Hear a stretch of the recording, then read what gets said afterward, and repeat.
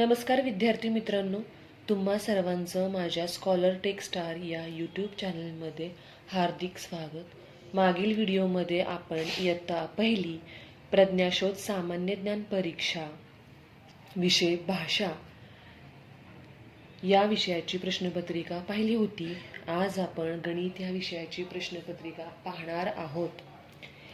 या प्रश्नपत्रिकेमध्ये गणिताचे एकूण 25 प्रश्न असतात, प्रत्येकी 2 गुण असतात, असे मिळून 50 गुणांची ही प्रश्नपत्रिका असते. चला तर मग सुरुवात करूया प्रश्न सोडवायला. प्रश्न क्रमांक 16. 58 ही संख्या अंकात कशी लिहाल?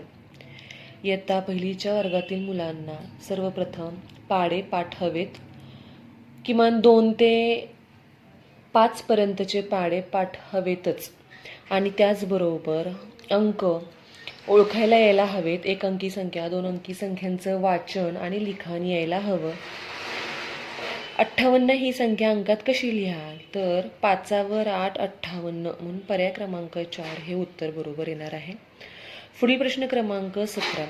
खालील पर्यायातील योग्य जोडीचा पर्याय शोधा.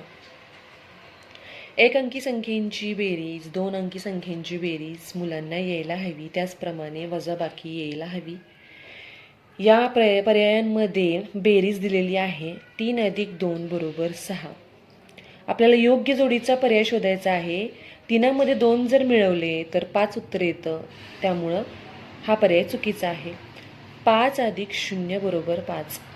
कोणत्याही संख्येमध्ये ज्यावेळी आपण 0 मिळवतो किंवा शून्यामध्ये कोणतीही संख्या आपण ज्यावेळी ॲड करतो त्यावेळी तीच संख्या येते. उत्तर हे आपली तीच संख्या येते.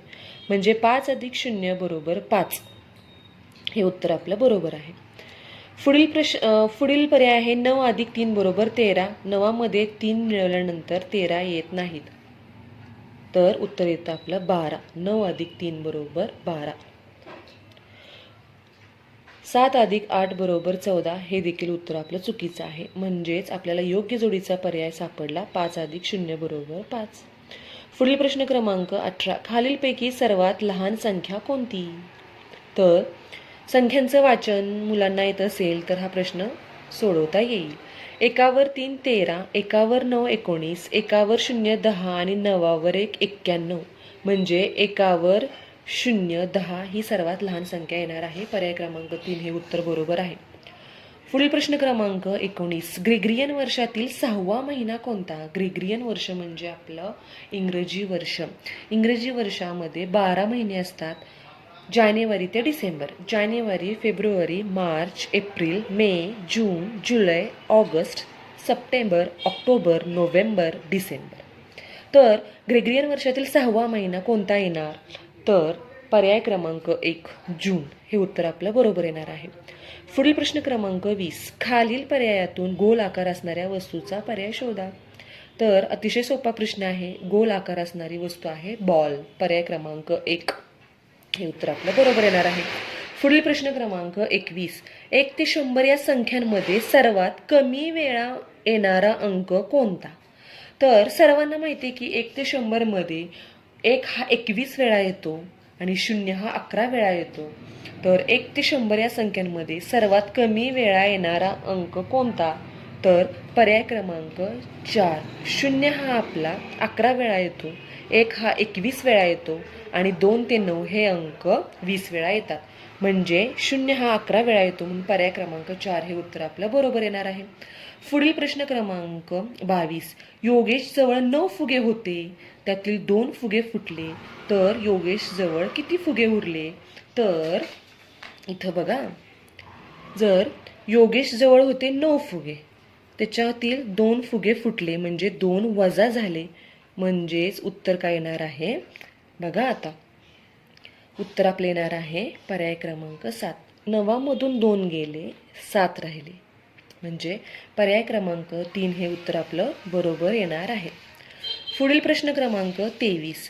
खालील संख्यांतील कोणत्या संख्येचा दशक सर्वात मोठा आहे? बघा, 2 अंकी संख्यांचं एकक आणि दशक हे घर असतं.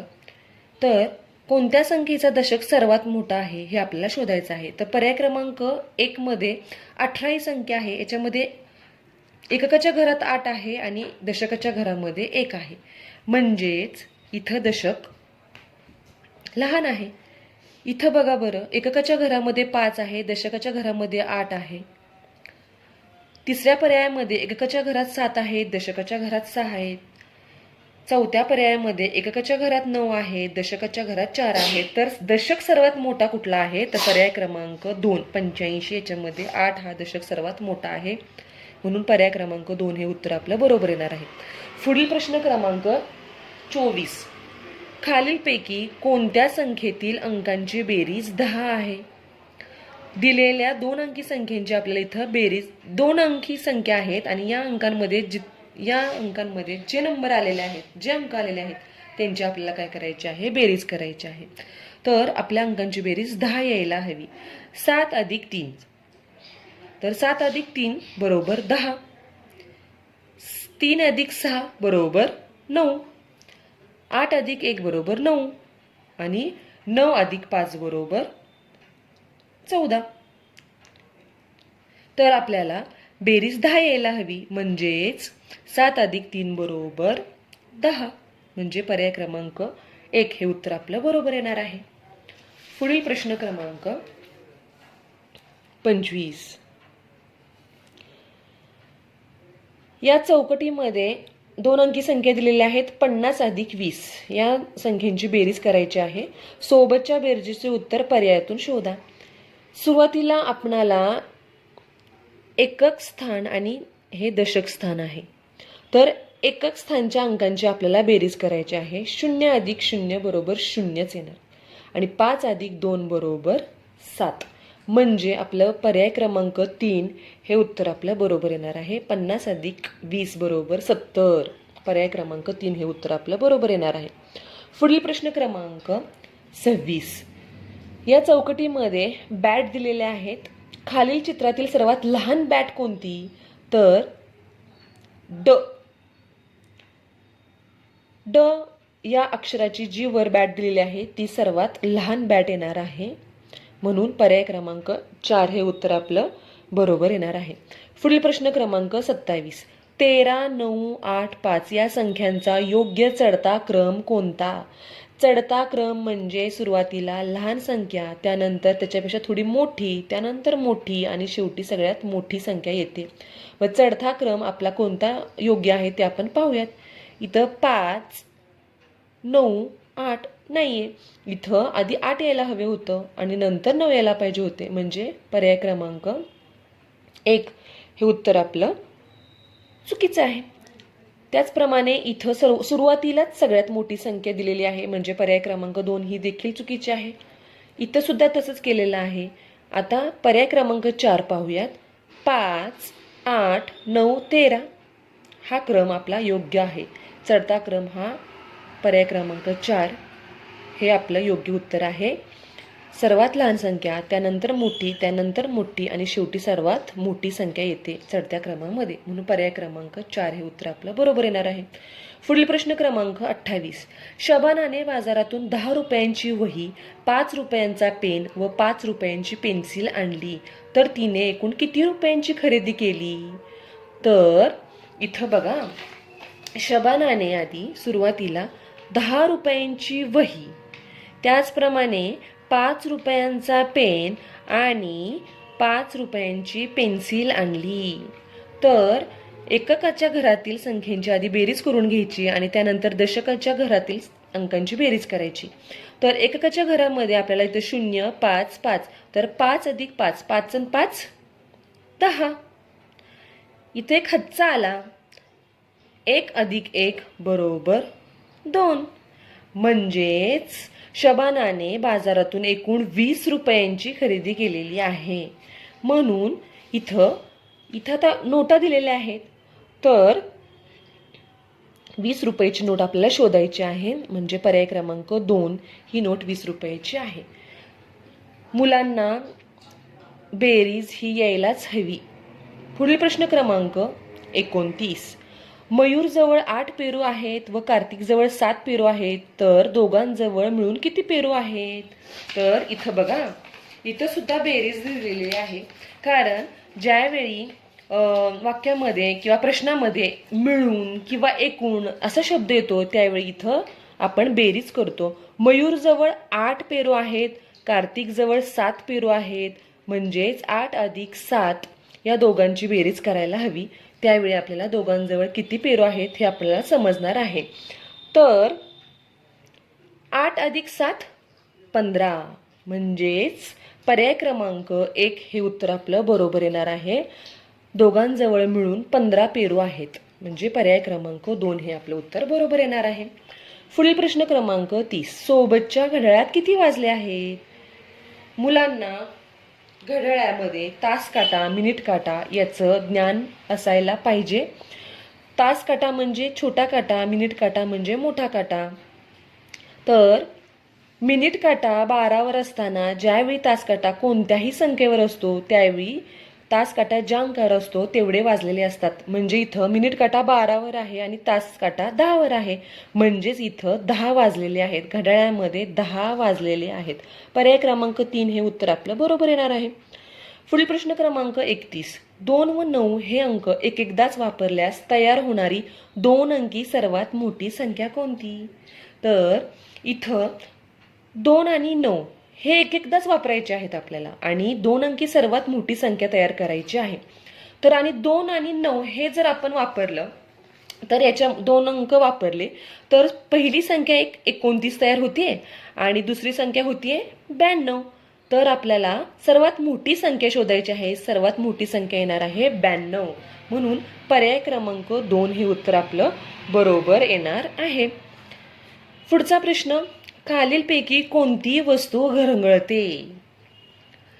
बघा, इयत्ता पहिलीच्या पाठ्यपुस्तकामध्ये मंथनच्या या पुस्तकामध्ये आपल्याला आहे की सपाट पृष्ठभाग असणाऱ्या वस्तू घसरतात आणि गोलाकार किंवा वक्र पृष्ठभाग असणाऱ्या वस्तू काय होतात? घरंगळतात. म्हणून इथं प्रश्न असा आहे की कोणती वस्तू घरंगळते? तर बघा, गोट्यांचा पृष्ठभाग हा वक्र असतो. बघा, इथं वहीचा पृष्ठभाग सपाट असतो. डस्टरचा पृष्ठभाग सपाट असतो. खुर्ची देखील कशी असते? खुर्चीचा देखील पृष्ठभाग हा सपाट असतो. तर त्याच आता जर विचार केला तर कोणती वस्तू घरंगळते? तर वक्र पृष्ठभाग असणारी वस्तू घरंगळते, म्हणजेच गोट्या काय होणार आहेत? घरंगळणार आहेत, घरंगळतात. म्हणजेच पर्याय क्रमांक 1 हे उत्तर आपलं बरोबर येणार आहे. पुढील प्रश्न आहे प्रश्न क्रमांक 33. खालील पर्यायातून अयोग्य जोडीचा पर्याय शोधा. अयोग्य म्हणजे चुकीची जोडी आपल्याला शोधायची आहे. तर बघा, पर्याय वाचूयात आपण. 12 एकावर 2 12, पण इथं अक्षरामध्ये लिहिलेलं आहे 22. पर्याय क्रमांक 2 17, इथं बरोबर लिहिलेलं आहे 17. बघा, इथं 36, इथं 50. आता आपल्याला अयोग्य म्हणजे चुकीची जोडी आपल्याला शोधायची आहे, म्हणजेच पर्याय क्रमांक 1 ही चुकीची जोडी आहे. पर्याय क्रमांक 1, कारण की ही संख्या एकावर 2 ही 12 आहे, पण इथं 22 दिलेली आहे, म्हणजे पर्याय क्रमांक 1 हे उत्तर आपलं बरोबर येणार आहे. पुढील प्रश्न क्रमांक 34. सोबतच्या आकृतीतील उभ्या रेषा किती आहेत? तर बघा, उभ्या रेषा किती आहेत? तर याच्यामध्ये ह्या दोन उभ्या रेषा आहेत. तर आपण मोजूयात. 1 2 3. तर या पर्यायामध्ये 3 इथं आहे, म्हणजे पर्याय क्रमांक 4 हे उत्तर आपलं बरोबर येणार आहे. उभ्या रेषा मोजल्या 1 2 आणि 3, पर्याय क्रमांक 4 हे उत्तर आपलं बरोबर येणार आहे. पुढील प्रश्न क्रमांक 35. 5 7 किती? मुलांचे पाढे पाठ असायला हवेत. तर 5 7 35. तर आपलं 35 या प्रश्न क्रमांकाचं उत्तर येणार आहे पर्याय क्रमांक 3. 3वर 5 35. 5 7 35, 7 5 35, पर्याय क्रमांक 3 हे उत्तर आपलं बरोबर येणार आहे. पुढील प्रश्न क्रमांक 36. खालीलपैकी किती उदाहरणे चुकीची आहेत? तर बघा, चुकीची उदाहरणं आपल्याला शोधायची आहेत. तर 4 अधिक 3 बरोबर 7 हे बरोबर आहे. 6 अधिक 2 बरोबर 8, हे देखील बरोबर आहे. 7 वजा 1 बरोबर 8, हे चुकीचं आहे. 4 अधिक 1 बरोबर 6, हे चुकीचं आहे. 6 वजा 4 हे बरोबर आहे. पण आपणाला इथं चुकीच्या उदाहरणं किती आहेत हे आपल्याला पाहायचं आहे. तर प्रश्न क्रमांक 36 चं उत्तर येणार आहे 2, कारण आपणाला इथं 2 उदाहरणे चुकीची सापडलेली आहेत. 7तून 1 गेल्यानंतर 6 राहतात, पण इथं 8 दिलेलं आहे. आणि 4 अधिक 1 बरोबर 5 असतं, पण इथं 6 दिलेलं आहे. म्हणजे आपल्याला हे आणि हे उदाहरण आपल्याला चुकीचं सापडलेलं आहे. म्हणजे 2 उदाहरणं आपली चुकीची आहेत. पुढील प्रश्न क्रमांक 37, खालील आकृतीबंध पूर्ण होण्यासाठी योग्य पर्याय शोधा. आकृतीमध्ये या चौकटीमध्ये काही अंक दिलेले आहेत. 15, 20, 25 या अंकांचं जर निरीक्षण केलं तर आपल्याला समजतं की इथं संख्या वाढत गेलेली आहे. म्हणजे या 15 मध्ये जर आपण 5 मिळवले तर उत्तर 20 येते. या 20 मध्ये पुन्हा प्लस 5 केले तर 25 येतात. आणि या 25 मध्ये जर आपण अजून 5 मिळवले तर इथं उत्तर 30 येणार आहे. म्हणजे पर्याय क्रमांक 2 हे उत्तर आपलं बरोबर येणार आहे. पर्याय क्रमांक 2 हे उत्तर आपलं बरोबर येणार आहे. पुढील प्रश्न क्रमांक 38. पुढील प्रश्न क्रमांक 38. सोबतच्या चित्ररूप माहितीचे निरीक्षण करा व दिलेल्या प्रश्नांचे उत्तर पर्यायातून शोधा. चित्ररूप दिलेली जी माहिती आहे त्याचं व्यवस्थित निरीक्षण करायचं आहे. खेळाचा प्रकार दिलेला आहे, खेळांचे इथं प्रकार दिलेले आहेत व्यवस्थित, आणि विद्यार्थ्यांच्या त्या संख्या दिलेल्या आहेत.